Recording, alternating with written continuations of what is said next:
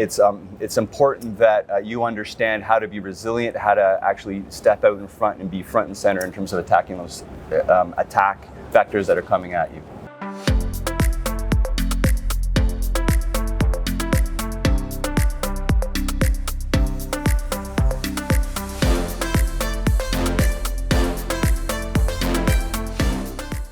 I'm John Jannarone, Editor-in-Chief of Tech Edge. Thrilled to be here in San Francisco, California at the RSAC Conference 2025. I have with me Corey Still, who is a Vice President of Strategic Alliances at Corero Network Security. Corey, thanks for joining me. Oh, my pleasure. So, Corey, there are obviously a ton of cybersecurity companies here. Can you tell us where you fit into the picture and what makes you different?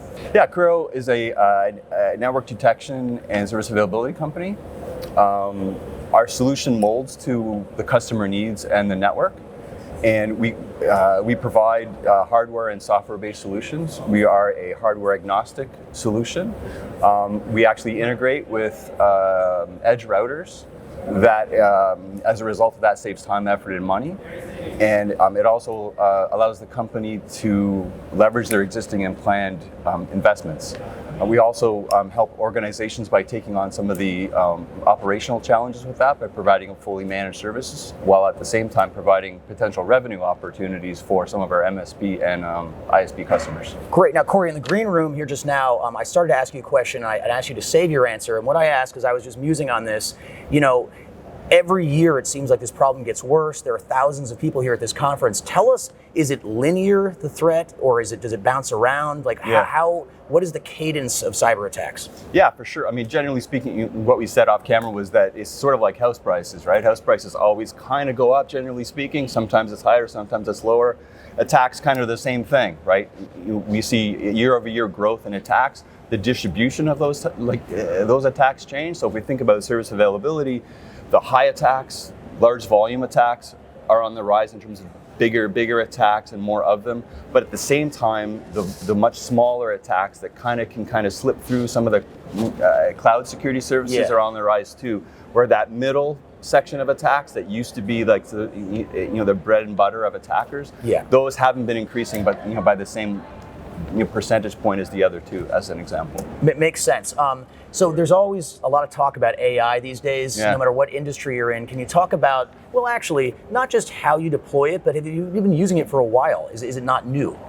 Yeah, certainly it's not new. I mean, at Corero Network Security, we don't actually focus just on AI.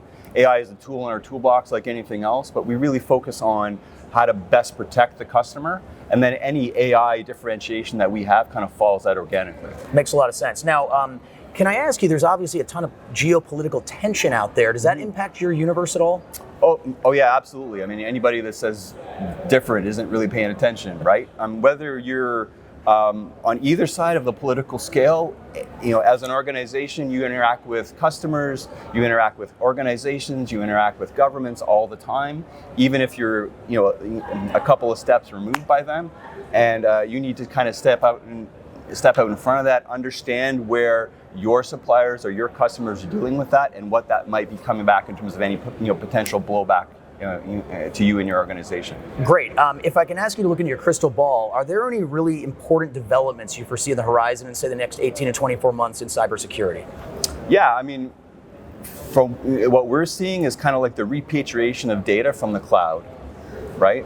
And so this is kind of driven by high costs of cloud, as well as some of the data sovereignty issues that Corero Network Security sees in terms of a global like a global company. So there are data sovereignty issues across the world. As a result of that, those organizations have to keep them in country, potentially on-premise, depending on some of the regulatory requirements across the globe. Great. Now, this is our first year actually here at the RSA conference.